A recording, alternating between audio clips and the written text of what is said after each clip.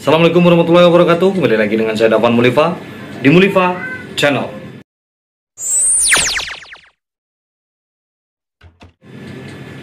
Oke, baru-baru ini kita mendengar berita seorang yang berprestasi.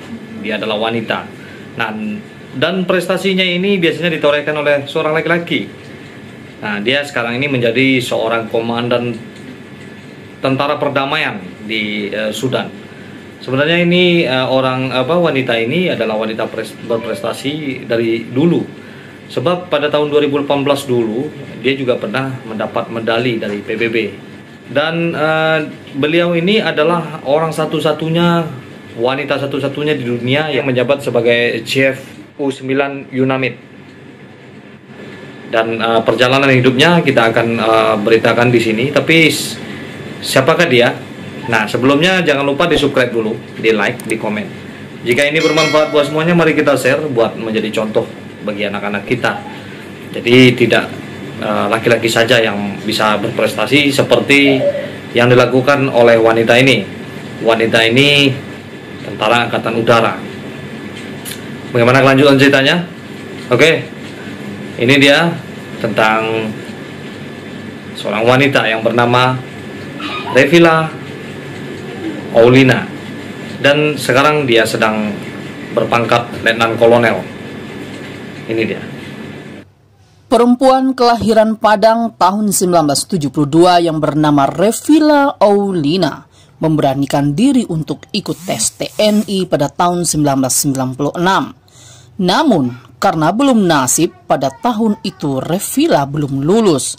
Tetapi Revilla tidak berputus asa. Pada tahun 1998, dirinya mencoba lagi untuk tes dan alhamdulillah Revilla diterima sebagai TNI Angkatan Udara dengan penempatan pertama di Bandung. Revilla yang sehari-hari dipanggil dengan Unyang ini menceritakan, perempuan ini menceritakan jenjang pendidikannya mulai dari SD dan SMP di Kampung Dalam, Kabupaten Padang Pariaman, kemudian melanjutkan kepada SPG 2 di Padang, setelah melanjutkan ke Universitas Bung Hatta Padang. Belum puas sampai S1, Revilla terus melamarkan Uninus dan Unur Bandung dan tamat S2. Perempuan 9 bersaudara ini mengaku ketika kuliah di Bung Hatta mengambil Fakultas Ilmu Pendidikan FKIP jurusan Bahasa Inggris. Ketika mulai duduk di bangku kuliah, minat untuk masuk menjadi TNI sudah mulai timbul. Untuk memulai niatnya itu, Revilla masuk organisasi di kampus, yaitu Resimen Mahasiswa atau Menwa. Walaupun digelar dengan polisi kampus, tetapi untuk lulus tesnya pun setengah mati, baru bisa lulus. Latihannya persis kayak militer, dan di dalam organisasi Menwa diajari tentang ilmu kemiliteran dengan disiplin yang tinggi. Perempuan yang mengaku bersuku Piliang ini menceritakan setelah mengikuti pendidikan di Pusdik Kowat Bandung tahun 1998. Kemudian dilantik sebagai Letnan 2 Letda dan langsung disekolahkan sebagai bekal di Kesatuan. Putri dari pasangan almarhum Mukhtar dan almarhumah Hajah Nursina merupakan anak ke-8 dari 9 bersaudara. Sebagai tempat tugas pertama, Revilla ditempatkan di Lanut Sulaiman Bandung. Selama berdinas, Revilla juga mengikuti sekolah-sekolah dan kursus untuk menunjang karir. Penempatan di militer tidak hanya satu tempat saja, sekali 2 tahun pindah dari satu satuan ke satuan lain. Ibu 2 orang anak ini kini telah berpangkat letkol, sebelumnya mengikuti pendidikan Sesko tahun 2015 di Lembang, Bandung. Dan sekarang ibu dari Sayyidina Dava Devilla berdinas di Sekolah Komando Kesatuan Angkatan Udara Sekau Halim Perdana Kusuma Jakarta sejak tahun 2018 sampai sekarang.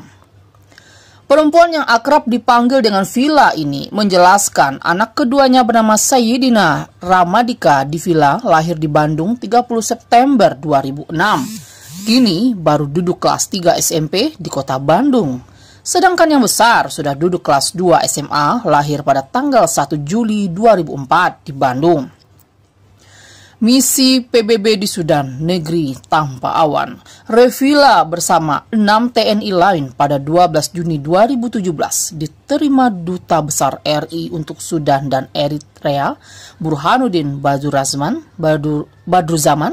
Mereka adalah Letkol CPL Vanlik Effendi, Letkol Laut Awang Bawono, Mayor PNB Arif Sujatmiko, Mayor Laut Irianto, Mayor Infantria, Mayor Marinir Laili N. Sudan disebut dengan negeri tanpa awan karena selama bertugas di Sudan jarang dilihat ada awan. Yang ada hanya terik matahari di siang hari yang panasnya mencapai 45 derajat. Kalaupun ada hujan sangat jarang sekali. Jangan harap 1 kali dalam sebulan, tetapi hanya 2 kali dalam setahun. Untuk sampai ke negara Sudan membutuhkan waktu 16 jam perjalanan. Negara Sudan juga disebut kota Khartoum. Dari kota itu melanjutkan lagi perjalanan dengan pesawat Unflight selama 2 jam penerbangan dari ibu kota Sudan untuk sampai ke daerah misi HQ El Fasher. Disebutkan lagi, dalam menjalankan tugas di HQ El Fasher itu butuh penyesuaian diri, terutama lingkungan udara yang kurang bersahabat. Apabila siang hari panasnya minta ampun, dan kalau malam dinginnya juga minta ampun. Tetapi karena tugas, Revila dapat melaluinya bersama orang-orang dari negara yang ditugaskan berasal dari berbagai negara belahan dunia dengan culture yang berbeda pula. Negara Sudan tidak asing lagi bagi Revila, penduduknya mayoritas Muslim dan bahasa sehari-hari yang digunakan bahasa Arab. Berbeda sekali dengan negara Indonesia, negara mayoritas Muslim ini jarang mendengar suara azan berkumandang saat waktu sholat masuk. Tetapi kalau di Indonesia, setiap waktu sholat masuk, suara azan dikumandangkan sebagai pertanda waktu sholat sudah masuk dan sekalian mengajak orang untuk datang ke masjid melaksanakan sholat wajib tersebut. Lama berpuasa di Sudan mulai pukul 4.30 waktu setempat sampai pukul 19 malam. Tapi itu semua tidak menjadikan alasan untuk tidak berpuasa pada bulan Ramadan. Pada waktu cuti pertama bulan Oktober 2017, Revila sampai melaksanakan ibadah umroh ke Mekah karena perjalanan dari Sudan ke Jeddah. Sebelum kembali ke tanah air pada tahun 2018, Revila melakukan traveling ke Mesir untuk melihat ragam budaya dan tempat wisata yang ada di Kairo. Selama bertugas di Sudan, banyak pengalaman suka dan duka yang dirasakan. Pada daerah misi, banyak bertemu dan berteman dengan orang-orang yang datang dari berbagai negara dengan tujuan yang sama, yaitu ikut misi kemanusiaan. Villa juga berpesan kepada yang berminat ikut misi, jangan takut atau khawatir, tidak akan ada teman atau dikucilkan di sana, justru banyak sekali yang mau jadi teman. Dengan catatan harus pandai bahasa asing seperti Inggris dan bahasa Arab. Bahasa yang digunakan sehari-hari di negeri tanpa awan ini adalah bahasa Arab 95%, masyarakatnya Muslim, semua wanita Sudan yang dijumpai memakai busana Muslim. Tetapi belum memakai hijab, mereka memakai selendang menutup kepalanya. Demikian kisah Revila Oulina dari mengikuti misi PBB di negara Sudan, negara yang disebut tanpa awan. Semoga kisah ini dapat penyemangat bagi perempuan lain di Indonesia. Jangan merasa minder dengan predikat padusi. Nah itu Bro. Jadi banyak sekali wanita-wanita yang hebat di Minangkabau. Nah seperti yang dilakukan oleh Revila Oulina ini. Dia juga anggota SHIFT U9 UNAMID. Dia juga seorang yang mendapatkan medali dari PBB di Sudan pada tahun 2018 lalu. Dan dia juga sekarang menjadi komandan pasukan perdamaian dan seorang wanita. Nah, beliau ini juga biasa dipanggil dengan Ciunia. Ya kan? Sebenarnya banyak sekali wanita-wanita Minang yang hebat-hebat. Seperti polisi pertama ada 4 orang itu juga wanita dari Minangkabau. Dan pilot helikopter pertama yaitu juga dari Minangkabau. Oke, mari kita selalu